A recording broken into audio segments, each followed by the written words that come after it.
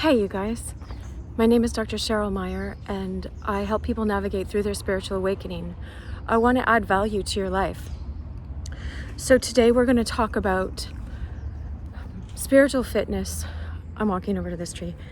Physical fitness, financial,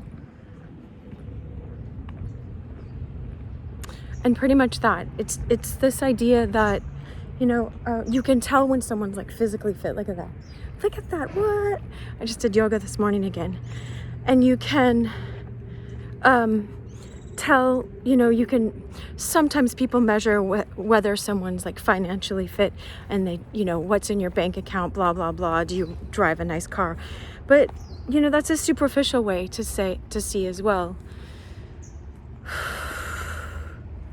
But spiritually, it's just like we need, your body feels so much better when you get proper nutrition, when you get really good nutrition in your body. Oh, I saw these same peppercorns in Patmos. I wonder where they're coming from. Oh, it looks like a peppercorn tree. This is giant. Anyway, I sit under this tree all the time and I didn't notice it. So, all right. So, when you eat fresh food and nourish your body feels more vibrant, like your cells feel alive, Hi, everyone. Hi. I'll look at the camera and say hello. I wish you so much love, and I appreciate you being here. I appreciate you taking your time out to learn. All I want to do is add value, and I've been a psychologist for the last 20 plus years. And I study and live a spiritual practice. And I'm not saying I'm perfect, but I take it all very seriously and I'm committed to it. And so I always want to give away what's been given to me. What's been given to me, I appreciate so much. I never want to take it for granted. Every of the riches that have been given to me. I was just thinking on the way over here how rich I am in my faith and what's been given to me internally in my soul's growth in this life. Like, what are we here for? So just like your body it longs to be fed good nutrition and it longs to exercise, and when you exercise it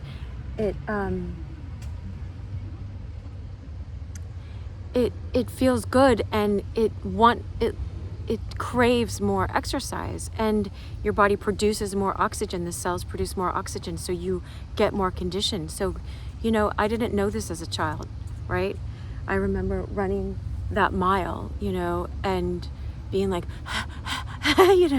and no one taught me, like, if you got up in the morning and ran and conditioned your body would be more fit and this mile wouldn't feel like anything. And now I run all these hills by my house. Sometimes I run them, often I walk them. I have this way to motivate myself to get back, but I'll just tell you guys. So sometimes I'll order food and it would take me an hour to get back if I'm walking. But this is what I do sometimes when I want to get myself to run. If I want that food to be hot, it's going to be there in a half hour. Sometimes it's the same price as going to get, food around here where I live in California. And so I'll run. I'll be like, yeah, I'll get hot food with, anyway. It's so funny. But you do what you can to motivate yourself. And spiritually, it's like we don't have someone hounding us to be like, are you spiritually fit? Are you taking your spiritual practices seriously? Are you meditating? You start to just like you feel great. Like I had a cousin that was in town, and we were like, let's go hiking. And she played soccer in college, and she went back to college later in her late 20s or 30s. I can't remember. And so she was super physically fit, and I have been physically fit. So we just were like, oh, well, we only have an hour and a half, but we want to get there and back, and it's an hour walk each way. So we were running and we were talking and we were having so much fun. And it's just so liberating to be that physically fit and just be able to run whenever we wanted, and not everyone has that. And so the same happens in your spiritual life. If you're not practicing silence and practicing cultivating the virtues, like love, joy, peace, patience, goodness, kindness, gentleness, self-control. And I wrote down the virtues this morning, like Aristotle's virtues, and the virtues like courage, fortitude, perseverance, temperance. Temperance is delay the immediate gratification for the greater good that's more remote, that's further out, that's not right in front of you. And so often in our society, we just grab for what's right in front of us, and that's it.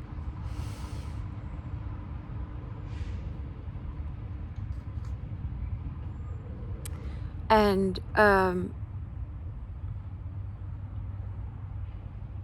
we don't have patience with each other because we just want what we want and we want it now. And we're not practiced in getting quiet. We're not practiced in concentrating and just being still and being like when I looked at you guys and I looked at the peppercorns. I'll show you the peppercorns. Look at this. I only know these because one of my friends pointed them out to me. I was like a Girl Scout, so I learned some of that at camp as well. But a man pointed these out to me in Patmos, and we started tasting them. And when you taste them, it's different, you know? You guys get to see them, but when you taste something, it's different. This is the same with your spiritual life.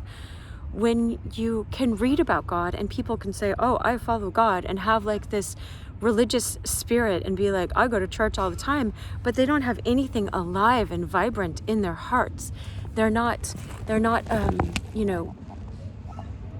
awake to deeper things. I know some musicians that are way more awake to spiritual things than the people I meet at a kind of church, you know? And they take time to be quiet and enter into the beauty and the art, through guitar, through music.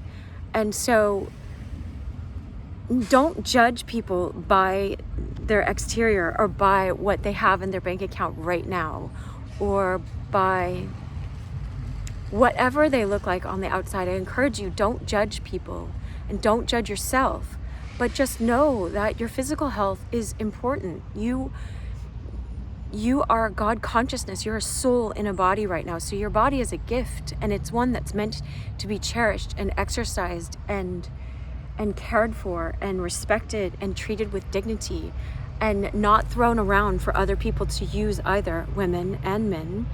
You know, you're not meant to live to just try to please someone else, to try to get your worth. Oh, a leaf just fell. My Native American friend Red Elk taught me when the leaf falls like that, you know, or a piece of bark comes off, when you're just saying hello to the tree, that it's the tree giving you a part of itself. You know, it's saying hello back. And so I love being magical and fantastical or whatever as well. Like, why not be like a child? You know that just as you are, you can experience this. This isn't me making this up. Just as you experience yourself in a new way, as this soul, as the observer of your thoughts, not your thoughts, as this soul in a human physical body, you start noticing everything else is God consciousness. Look at this. Everything else is God consciousness in its form as well. And so you appreciate it and you love it, and you want to honor everybody, and you want to honor yourself.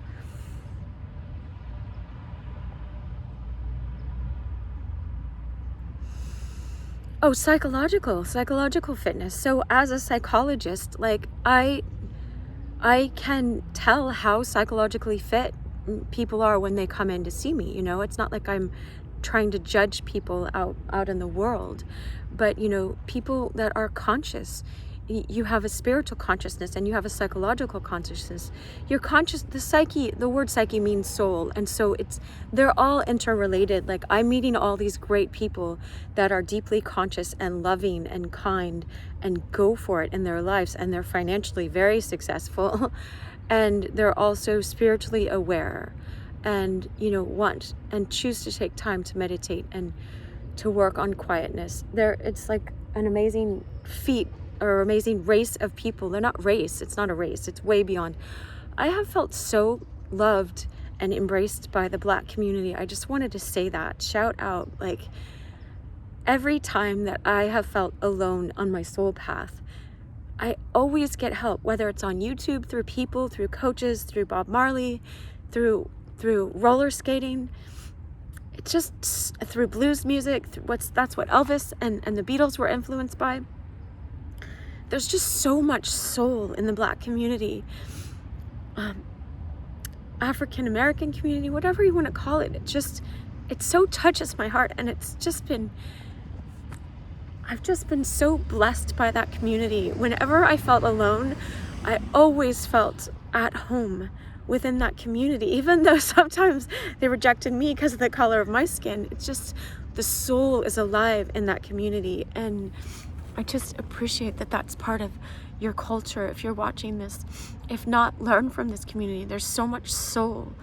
And so if we're talking about soul, I'm freezing right now. It's cold, and I didn't want to put on my jacket before this because I wanted to like feel what it felt like to be alive in the cold, but now I'm really cold because I'm sitting. But I only have a couple more minutes left to do this video, and then I have a commitment over there. So spending your energy and your discipline. This is what I was going to say, if you're with a trainer, or when I'm doing my yoga, it's like, oh, I can't do another one. But they say it's like, if you can't do that 10th push-up or that 100th push-up, it's in the 99 and 100th, that one or whatever. That's when all of the exercise is getting done. All of the muscle is being built in your body. And so I look at sometimes God, the divine love, divine mother, father, God, as this trainer in my life that keeps pushing me and taking me to the edge because I ask for it, If the camera's shaking, it's because I'm shaking. Let me take a deep breath. Wim Hof. Look him up. He teaches how to be in the cold. All right. So where was I?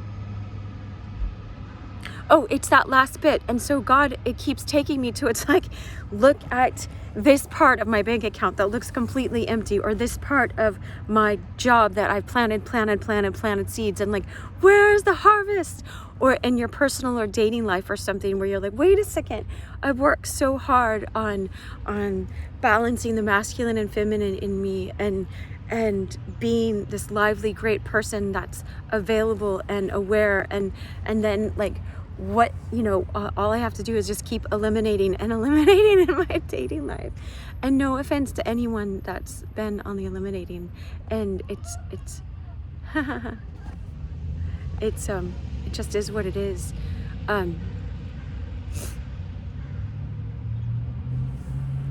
It's just learning how, this is part of the discipline, and part of this is you're going to be stretched in your faith, and as you put more out there, Christ says, ask and it is given. You ask by doing these bold things, by getting on a camera when you don't feel like getting on a camera, by taking the time out to give back to others, by giving back like 1/10 of your income to people that are less fortunate to you. That would balance out the whole world if everybody would give back 10%.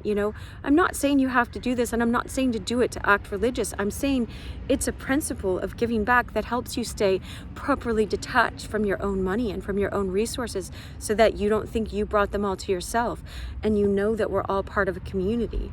And so I encourage you to be physically fit, be spiritually fit, be psychologically fit.